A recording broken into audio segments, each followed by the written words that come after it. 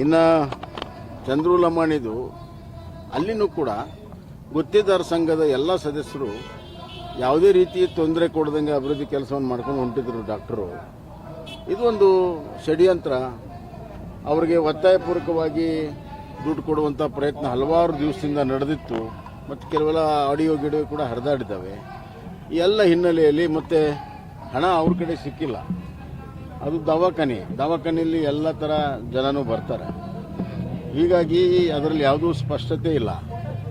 ಈಗ ಲೋಕಾಯುಕ್ತವರು ಕೇಸ್ ಹಾಕಿದ್ದಾರೆ, ಅದು ತನಿಖೆ ಆಗ್ತದೆ. ತನಿಖೆ ಆದಮೇಲೆ ಸತ್ಯ ಹೊರಗೆ ಬರಲಿ. ಆದರೆ ಷಡ್ಯಂತ್ರ ಮಾಡಿರುವಂಥದ್ದು ಮೇಲ್ನೋಟಕ್ಕೆ ಭಾಳ ಸ್ಪಷ್ಟ ಆಗ್ತಾ ಇದೆ. ಒಬ್ಬ ಯುವ ಡಾಕ್ಟರು ಒಳ್ಳೆ ಕೆಲಸ ಮಾಡಿ ಮುಂದೆ ಬರುವಂಥ ಈ ಸಂದರ್ಭದಲ್ಲಿ ಆ ತಾಲೂಕಿನಲ್ಲಿ ಅಲ್ಲಿಯ ರಾಜಕೀಯ ಮತ್ತು ಜಿಲ್ಲೆಯ ರಾಜಕೀಯ ಕರಿ ನೆರಳು ಅವನ ಶ್ರೇಯೋಭಿವೃದ್ಧಿಗೆ ಅಡ್ಡಿ ಬಂದಿದೆ. ಹಲವಾರು ದಿನಗಳಿಂದ ಪ್ರಯತ್ನವನ್ನು ಮಾಡಿ ಮತ್ತೆ ಈ ಥರ ಲಂಚ ಕೊಡುವ ಒತ್ತಾಯವನ್ನು ಮಾಡುವುದು ಕೂಡ ಕಾನೂನಿನ ಅಡಿಯಲ್ಲಿ ತಪ್ಪು.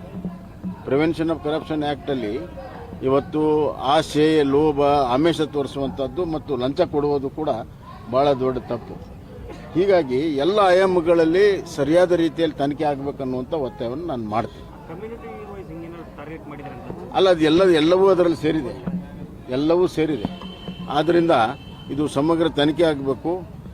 ಯಾವುದೇ ಒಬ್ಬರ ಒಂದು ಸಾರ್ವಜನಿಕ ಜೀವನವನ್ನು ಈ ರೀತಿ ಷಡ್ಯಂತ್ರದಿಂದ ಮುಗಿಸೋ ಪ್ರಯತ್ನ ಅದನ್ನು ಯಾರೂ ಕೂಡ ಒಪ್ಪುವಂಥದ್ದಲ್ಲ.